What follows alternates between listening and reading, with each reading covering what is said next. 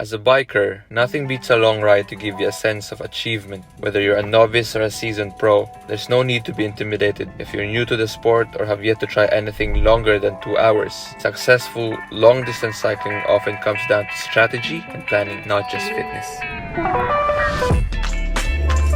Long rides are often what attract people to bike riding. You can go further and faster on a bike than you can by almost any other means using your own strength. Long rides, while requiring a certain level of stamina, can also be fairly boring. So I've come up with a few ideas to spice them up and keep your mind focused for hours on end.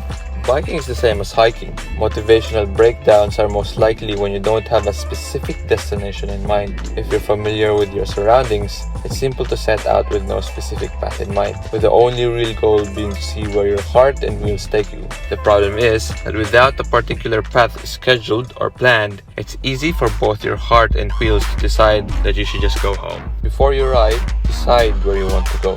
And if you have a cycling computer, a smartphone, or a smartwatch with the GPS capabilities, get those routes uploaded and ready to go.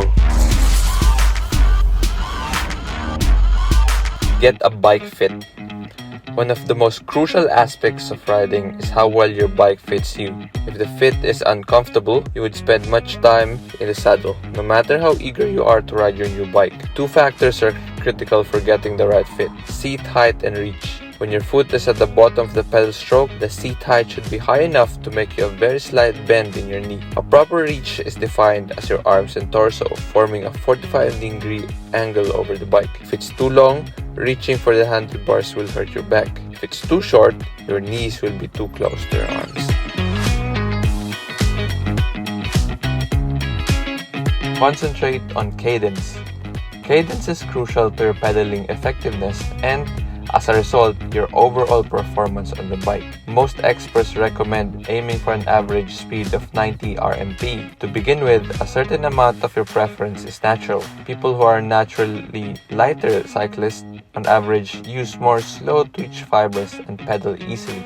Bulkier, more muscled individuals use more fast twitch fibers and pedal more slowly. Slow twitch fibers, on the other hand, recover rapidly and burn mainly fat as fuel, while fast twitch fibers use glycogen and fatigue more quickly. If you naturally use a slow pedal stroke in high gear, your fast twitch fiber technique will most likely come in handy during a sprint. However, on long rides, practice spinning in a low gear to improve your stamina and lengthen your time to fatigue. You'll most likely find this tiring, so begin by alternating intervals of 5 minutes high cadence, 5 minutes regular cadence, or try these cadences.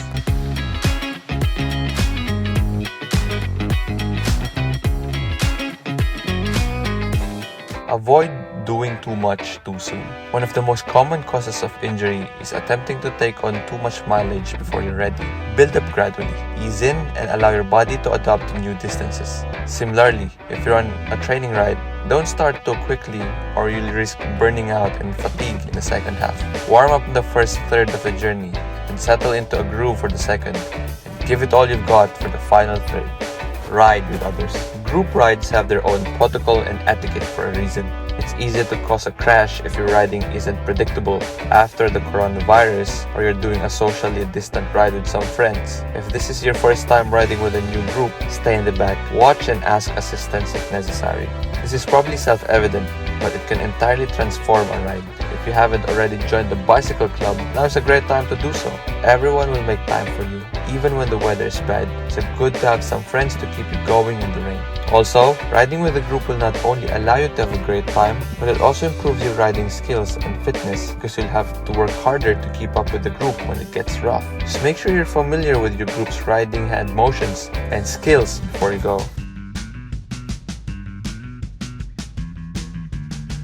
Use the rule of thirds. If a long ride still seems overwhelming, split it into 3 roughly equal distances and plan a strategy for each of those segments. The first segment should feel simple, just spinning along. You can begin to feel your muscles working during the second. Show it in the last third if you have any jam left. Nothing says rookie, like taking off on the first ascent, only to bonk and need to be babysat all the way to the top.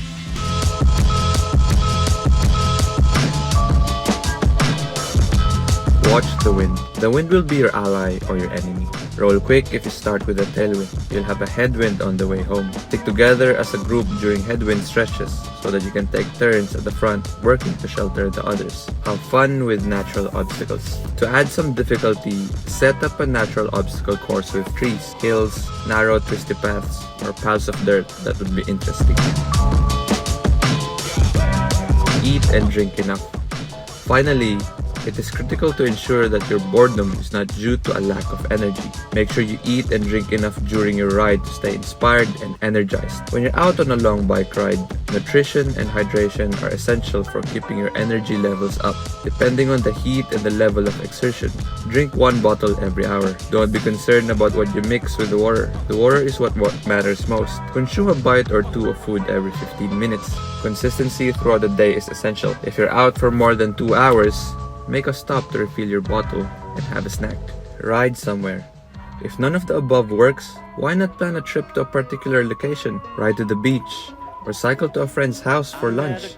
That way, you'll have an exciting motivation to look forward to. Alright, riding a bicycle can be one of life's greatest joys. The wind in your hair, the freedom, the enjoyment can be difficult to match. So, before you hop on a bike and start pedaling through the streets, make sure you're familiar with these riding tips to make your ride more interesting. I hope you liked this video. Stay safe everyone. Make sure to write your comments below. And thanks for watching. Don't forget to like, share, and subscribe to my channel for more biking videos if you haven't already. See you on the next ride.